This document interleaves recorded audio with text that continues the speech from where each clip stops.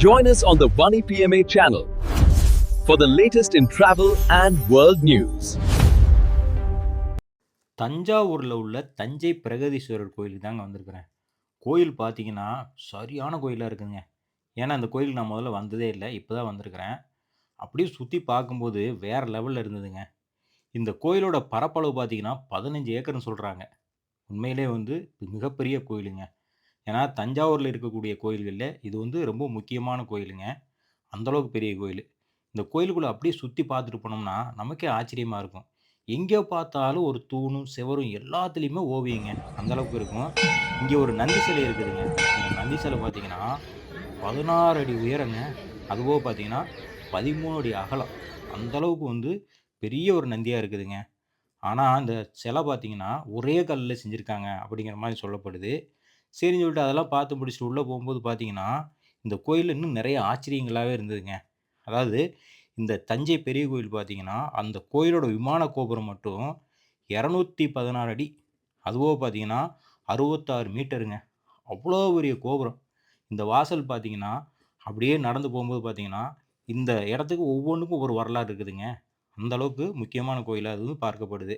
அதுவும் அதோட கருவறைலாம் பார்த்தீங்கன்னா, சொல்ல வேண்டிய அவசியமே இல்லைங்க. எல்லாமே வந்து கல்லால் ஆனது. இங்க வந்து சிமெண்ட்டுங்கிற பேச்சுக்கே இடமே இல்லைங்க. அந்த அளவுக்கு வந்து பயங்கரமா கட்டியிருக்காங்க. இதோட கதவு இதெல்லாம் பார்த்தீங்கன்னா, எப்படி இதெல்லாம் அந்த காலத்துல இதெல்லாம் நடந்தது? அப்படின்னு நமக்கு வந்து ஆச்சரியமா இருக்கும். அந்த அளவுக்கு வந்து பயங்கரமா இருக்குதுங்க. இதுல இன்னொரு விஷயம் என்னன்னு கேட்டீங்கன்னா, இந்தோட கோவிலோட கும்பம் இருக்கு பார்த்தீங்களா? மேல. அது மட்டும் பார்த்தீங்கன்னா, 80 டன் எடை கொண்டது. சாதாரணமா ஒரு 10 டன் எடை கொண்ட கல்ல மேல கொண்டு போறதே பெரிய விஷயம். அந்த காலத்துல எப்படி கொண்டு போயிருப்பாங்கங்கிறத பாருங்க. அந்த அளவுக்கு பெரிய கல்லுங்க அது. அந்த அளவுக்கு பெரிய இதா கட்டியிருக்காங்க. இந்த கோயிலோட நிழல் பார்த்தீங்கன்னா, இது வந்து எந்த சைடு விழுதுன்னே தெரியாதுங்க. ஏன்னா, அந்த கோயில்ல இந்த கோபுரத்தோட நிழல் எங்கேயுமே விழுகாது. அந்த அளவுக்கு வந்து அந்த கோயில வந்து மையப்பகுதியில வந்து கட்டியிருக்கிறாங்க. இதுபோக பார்த்தீங்கன்னா, இங்க பழங்காலத்து எழுத்துக்கள், சோழர் காலத்து எழுத்துக்கள் வந்து நெறைய இருக்குதுங்க. அதாவது அந்த காலங்கள்லலாம் இந்த மாரி தான் இருக்கும் அப்படின்னு சொல்லி ஓலைச்சுவடி எழுத்துக்கள சுவர்ல எழுதியிருக்கிறாங்க. அதே மாரி பழைய காலத்து கட்டடங்கள் சொல்ல வேண்டியது இல்ல. இந்த கோயில் பின்பகுதி பார்த்தீங்கன்னா, சின்ன சின்ன ஓவியங்கள்.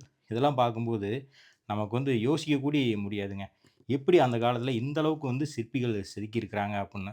இந்த செவர வந்து யானையே முட்டுனாலும் உடையாது அப்படிங்கிற மாரி சொல்றாங்க. ஏன்னா, அந்த அளவுக்கு ரொம்ப ஸ்ட்ராங்கா இருக்குதுங்க. அதில வந்து குமிழ் குமிழா வச்சிருப்பாங்க.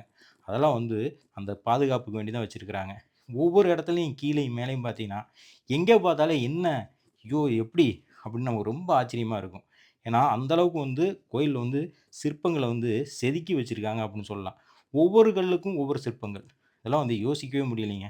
ஆனா, அந்த காலத்துலலாம் எப்படி இதெல்லாம் நடந்தது? அப்படின்னு சொல்லிட்டு நமக்கே வந்து ஒரு நிமிஷம் உட்கார்ந்து தான் யோசிக்கணுங்க. அந்த அளவுக்கு இருக்கும்.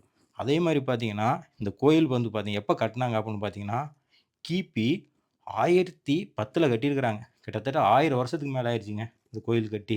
அந்த அளவுக்கு மிகப்பெரிய கோயிலுங்க இது. ஆனா, இந்த கோயில் வந்து யுனெஸ்கோ அவார்டும் பெற்றிருக்குதுங்க.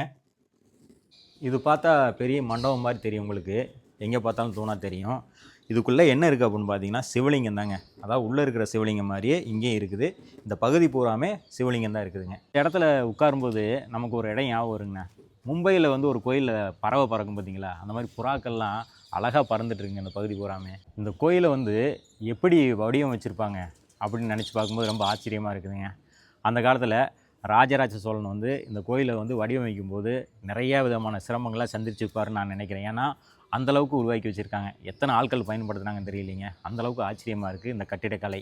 தஞ்சை பகுதிக்கு இந்த பெருவுடையார் கோயில் வந்து ஒரு பெரிய வரப்பிரசாதங்க. என்ன காரணம்னு கேட்டிங்கன்னா, இந்த கோயிலை வந்து வடிவமைச்சதில் வந்து தஞ்சைக்கு வந்து அந்த அளவுக்கு பெருமை உருவாக்கி இருக்குதுங்க இந்த இடம். இப்போ இந்த கோயிலை பார்க்கும்போது எனக்கு ஒரு சின்ன சந்தேகம். என்னென்னு கேட்டிங்கன்னா, இவ்வளோ பெரிய கல்லா இருக்குது. இது எப்படி மேலே கொண்டு போயிருப்பாங்க?